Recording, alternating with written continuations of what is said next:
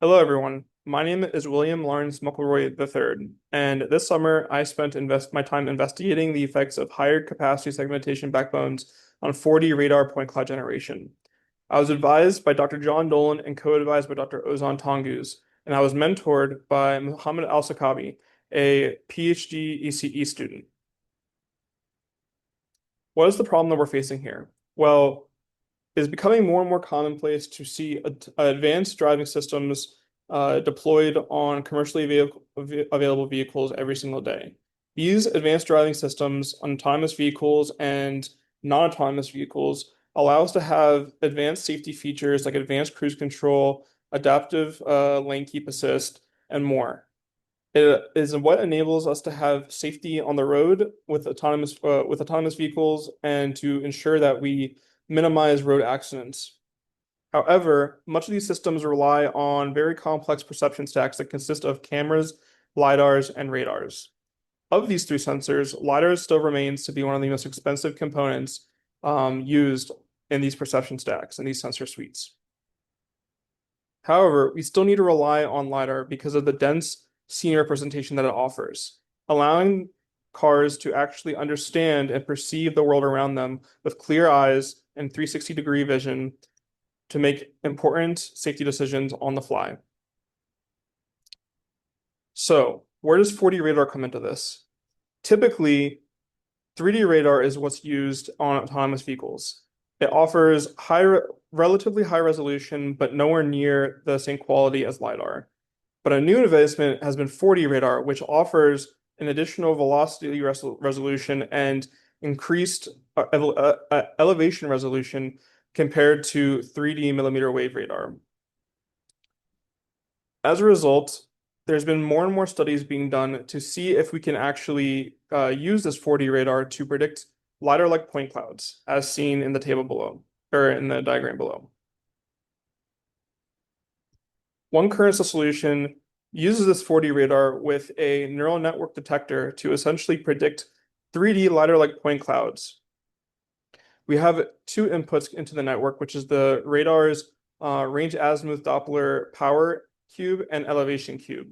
These are then used inputted into a Doppler encoder to preserve the velocity measurement of the Doppler effect, as well as which is then used to help improve and encode measurements for angular resolution. This is then passed into a segmentation backbone, which is currently using Resonant 18 in order to produce or predict a 3D occupancy grid, which is used as our point cloud. An example of the results from such a network are seen here. And we can notice if we look on the neural network detection side that the produced point clouds are very, very noisy compared to those of LiDAR. We see very random spikes in elevation and very, very noisy point clouds that, while are useful still for prediction tasks, can be problematic for certain algorithms and systems. So the solution from RaDelft was updated in our most recent paper, where they concatenated basically multiple frames, 3 frames specifically, using their existing network and passed all 3 outputs into a temporal coherence network with 4 3D convolutional layers. As a result, outputting the same 3D output occupancy grids for each consecutive frame, but with more temporal smoothing to eliminate the noise, the instantaneous noise that occurs from any given frame.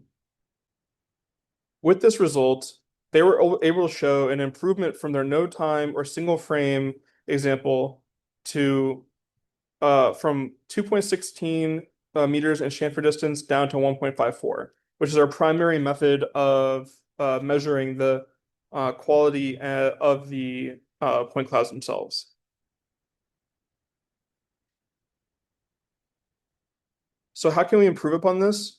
We want to see if we can actually improve the overall measurement of chamfer distance by using a different segmentation backbone in the 2D CNN segmentation section of the network. By swapping out a lower capacity model like ResNet 18 for something of higher capacity, such as ResNet 152, ResNet 101, ResNet 50, or something else, we expect to see greater improvements in the overall chamfer distance, as well as probability of detection and a reduction in the probability of false alarm. Furthermore, in future works, which we'll go over later, we plan to expand upon this temporal coherence network, and in place of using 4 3D convolution layers, which is relatively simple, swap it out for something that is based off of an RNN or recurrent neural network structure, like a LSTM or long short-term memory, or even something that's attention-based, commonly seen in transformers today, with something like ChatGPT. But again, this is for future work and not something that we're able to focus on this summer. So what are the key areas of improvement? What we want to measure here is we want to minimize the chamfer distance, which is the actual difference in point clouds between our ground truth, which is LiDAR, and our predicted point cloud, which is from the radar. By minimizing chamfer distance, this basically means that our point clouds are more closely overlapped and aligned with the LiDAR ground truth, which means that we're having very accurate predictions. The probability of false alarm wants to be minimized as well, because this is basically our probability of telling us if we do have a detection, what is the likelihood that we're giving a false detection or generating a detection for something like noise. By minimizing this, it means that our point clouds are actually more accurate. By maximizing our probability of detection, this means that we actually have more detected points within a scene, and this is obviously better for the sake of increasing the overall quantity of points in the point cloud. Additionally, it would be great if we can improve the spatial resolution of the point clouds themselves. Now, while swapping the segmentation backbone won't accomplish this, our future works, which we'll talk about later, should do this.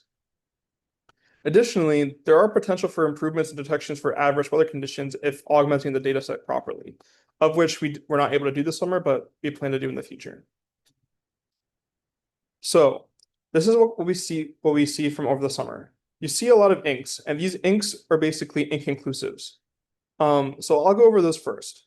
Looking at the network, when we add in 6 temporal layers, 2 more than over the baseline, what we see is that each model actually isn't able to produce any point clouds at all. It produces an empty scene. This is likely because of the fact that this is over smoothing the temporal relation as consecutive frames occur. So what happens is, instead of smoothing out just 1 or 2 frames that have instantaneous noise, we're viewing essentially every frame as instantaneous noise, thus being smoothed out and removed and dropping the confidence threshold for each detected point below the 50% mark that we need. Looking more closely at the 4 temporal layered baseline, we see that over the baseline of ResNet 18, we actually do have a fairly significant improvement in ResNet 50 in terms of chamfer distance, which is our main primary metric and the most important metric. What we do note, though, as odd, is that the probability of detection, unfortunately, is very, very low. Why this might be, could be an error in the code, could be a bug, could be something strange from training, but what we see, which I'll show in the future slide, is that the actual detections from this model, ResNet 50, with 4 temporal layers, is actually completely coherent. There's no issues at all. Which leads us to believe that while this probability detection is very low, this might be inaccurate, and the chamfer distance actually looks like it's accurate to what we see in the visualizations coming up. Noting then to 0 temporal layers, across each model, we do see a clear trend where, oddly, ResNet 50 actually spikes up and decreases in performance in terms of chamfer distance, but it actually improves with ResNet 101 and 152. So this leads us to believe that with 0 temporal layers, we do see the benefits of a larger segmentation model, but once we add in smoothing temporal layers or add in the temporal information, we actually see a valley of sorts where the performance decreases up until a certain point where we have maybe too many layers for the residual network, and as a result, we start seeing a decrease in performance with higher capacity models like 101 or 152. And this is kind of what we explained here earlier. We see in ResNet 18 versus ResNet 50, they're very similar, but relatively accurate, where ResNet 50 actually has a slight performance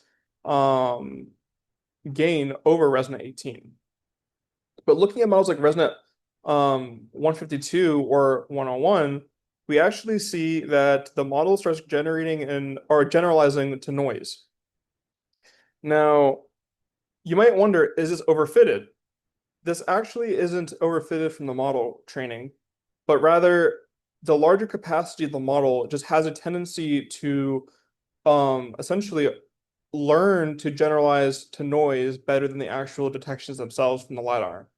As a result, we kind of see this blobby, very noisy, inconsistent, incoherent point cloud, which isn't as useful as the examples from ResNet 18 or 15. So what can we do in the future now that we know that swapping out the segmentation model for larger capacity doesn't necessarily make things better, and it has a certain limit to how far you can go before you start seeing performance trade-offs? Well, one thing is collecting more diverse scenes essentially in Pittsburgh area. By collecting our own data set in the city of Pittsburgh as well as other cities, and it's in places like downtown versus Shadyside, as well as university settings, we can capture more diverse traffic scenarios and different US-based scenes. Furthermore, we can also adjust and augment our data sets to include adverse weather conditions, as we know that radar should be able to function even in adverse weather conditions with slight data attenuation. By augmenting it with something like fog, rain, or snow, as seen on the right side, we can further improve our training metrics probably. Additionally, the biggest change that we can make is a new custom architecture.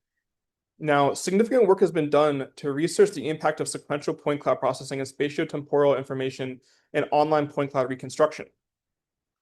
There has been a high impact, basically, of temporal information on minimization of chamfer distance in our neural network radar detector, as we've seen with the updated RaDelft paper over the original RaDelft paper. But this has been corroborated by multiple papers in the LiDAR space using point cloud reconstruction, where temporal data and spatiotemporal data or relationship actually has resulted in not only point cloud reconstruction, but higher quality of detection in point clouds. This gives us a high potential for using RNNs and LSTMs or transformer-based encoders and decoders to incorporate the spatial temporal data into the model for further advancements. For example, additional online PC reconstruction can improve the spatial resolution of our point clouds. And there's multiple examples of this from popular papers that have just come out only in the past 2 to 3 years, like BufferX, Point Motion Net, and many more. So, what did we gain from RIS? We learned don't be afraid to advocate for yourself and ask questions. Being independent and trusting your gut is not a bad thing. And advice is not necessarily direction itself or a clear directive, but it's just like a guidance to follow sometimes. It's important to follow your intuition and see where it leads if it comes up where you feel something is wrong. I learned that this would have saved me a lot of time this summer and probably resulted in even better metrics and results from my work.